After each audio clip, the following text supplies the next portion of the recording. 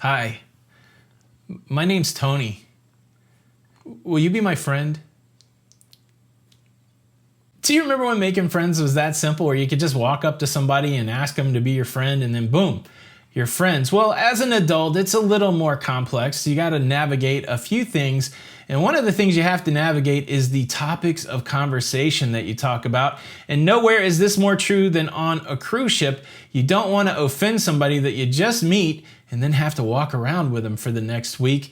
In today's video, we're going to talk about conversation topics to avoid when trying to make friends, and some surefire conversations that you can talk about to make that cruise life, to make those new cruise ship friendships even better.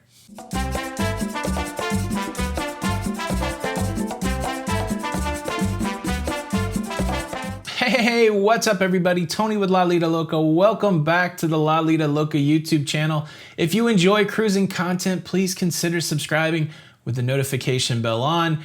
That way I'll know you're my friend. That way you don't miss out on any of the content. So today's topic was motivated by a great email I got from Ben S. If you have any great topics you want to hear about, or if you just want to drop me a line, send me an email at tony@lolitaloca.com. I sure would appreciate it. So this is what Ben S says. We went on the Caribbean Princess last month and picked the 7:15 dinner seating with 4 other people at the table and had a great time. And hopefully we will be going on a cruise with them in the future. Maybe Tony can do a video about sitting with other people at dinner every night and how to break the ice and what topics to talk about, etc. Thank you, Ben, for the great email, the great topic idea. So yeah, let's do that. Let's talk about a few topics that are controversial that you may want to avoid, and a few topics that a lot of times it's easy to connect and make friends with. Let's go through the list of things I would suggest not talking about.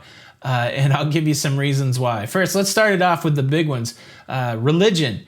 When you're on a cruise ship, when people are on vacation, it may not necessarily be the place where people want to delve into their spiritual awakening. And while many of the faiths that exist out there encourage its adherents to share their faith with other people, I would suggest that that activity often works better when you've made some sort of other connection with the person first.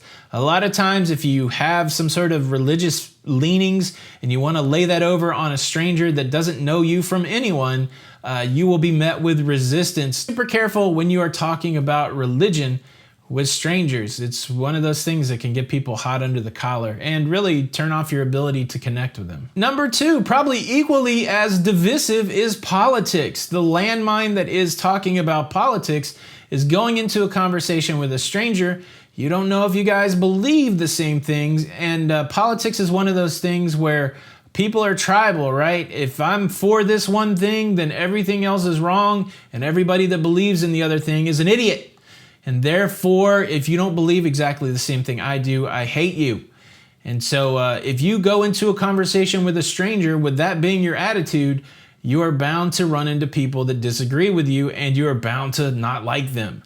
It's not a great way to build a relationship if you start off with a topic that is so polarizing and so divisive that, look, you might run into the person that believes exactly the same thing that you do, but 9 times out of 10, nobody believes exactly the same thing. So tread lightly when it comes to talking about politics. What is that noise? Rain. Do you guys hear the rain? Number 3, do not have conversations that are overly sexual. And what I'm talking about, you might be a bunch of the boys hanging out together. You might be a bunch of the girls hanging out together. You might be a mixed group of people. Nobody really wants to know about your sexual conquest 5 minutes after getting to know them. Nobody wants to know about your sexual desires unless it's that kind of conversation. But I'm going to say 9 times out of 10, it's not. I'm pretty sure if you're casually eating dinner with somebody in the main dining room of a cruise ship, I don't think they want to know your sexual history. I tell you what, somebody sits down with me that I don't know and they start talking overly sexual, I'm like, how do I get out of this conversation? Don't lead with sex. Just a hint. And number 4, this one's a little nuanced and one that I've had to think about a lot. Don't lead off talking about your family. Now, if somebody asks you about your kids or asks you about your family, that's a good signal. That's a good indication that they want to talk about family.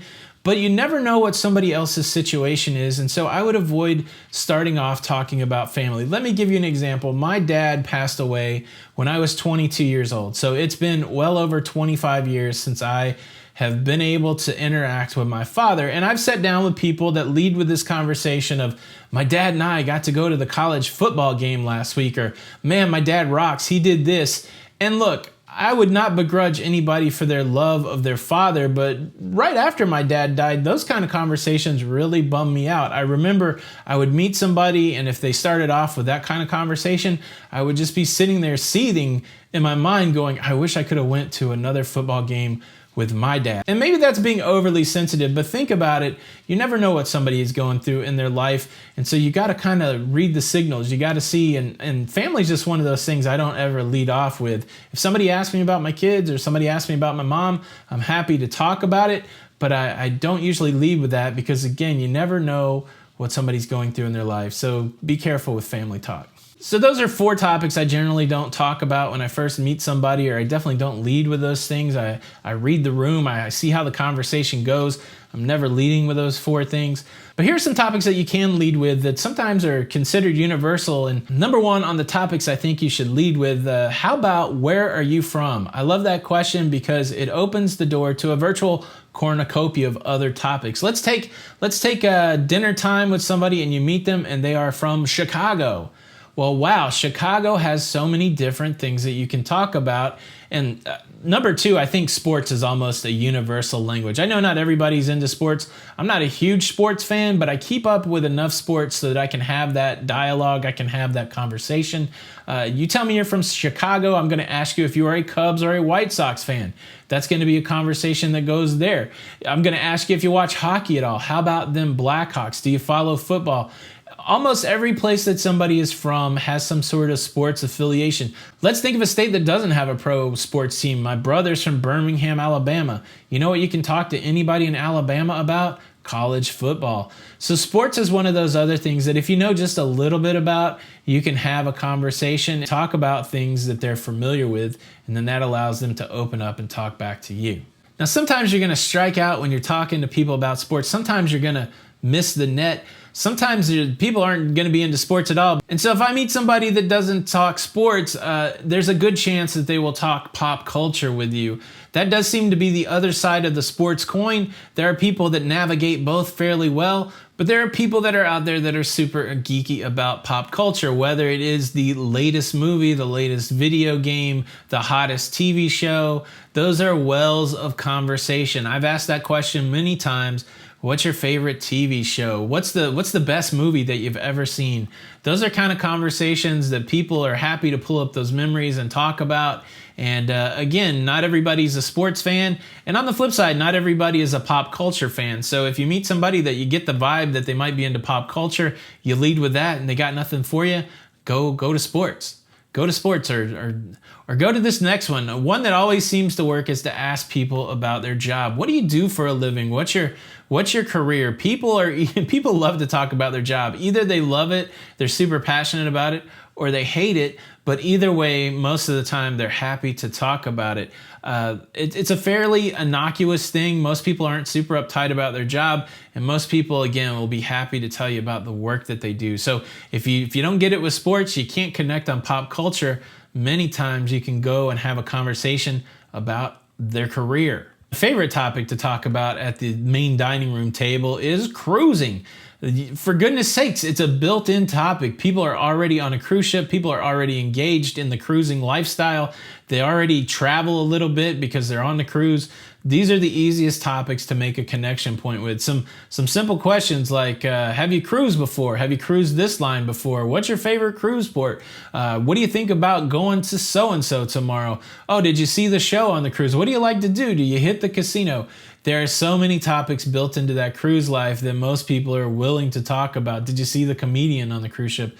So many questions. I love to talk about cruising. I've met people on the cruise ship. That's all we've talked about. I don't know what kind of work that they do. I don't know what they're into. The only thing I know about these people is what they like to do when it comes to cruising.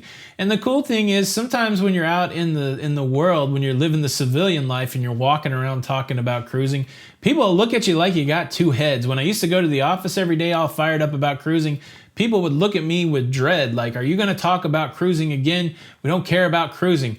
And it's a little disappointing. So it's very nice when you're in a situation like on the cruise ship in the main dining room or at a bar where you can look at the person next to you and go, what do you think about the cruise director? Wow, did you see that the Asia pods broke on some other cruise ship? And they don't look at you like you're weird. They just look at you and go, yeah, that's kind of crazy.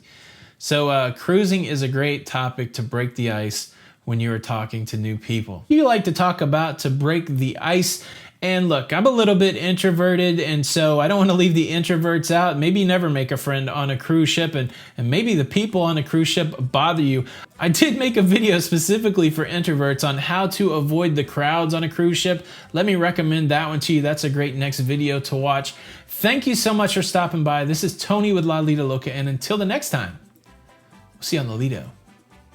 Bye.